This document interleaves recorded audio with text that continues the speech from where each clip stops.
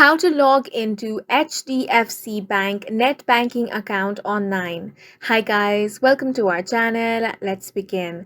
In this video, I will guide you on how you can log into HDFC Bank net banking account. For this, you want to launch open any web browser and search for HDFC Bank. Then tap on the very first website, which is hdfcbank.com. Once you land on this website, you want to tap on the option of Login. Now, from this drop-down menu, tap on the Net Banking option. Here, you will have to enter your customer ID or user ID. So go ahead and do that.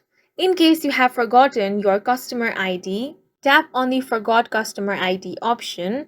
Then, on the next box, enter your password or IPIN.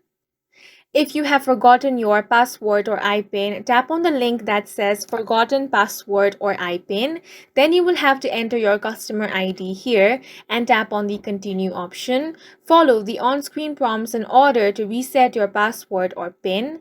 Once you have entered both the details correctly, tap on the Login option. If the details you entered are correct, you will be successfully logged into your HDFC Bank net banking account.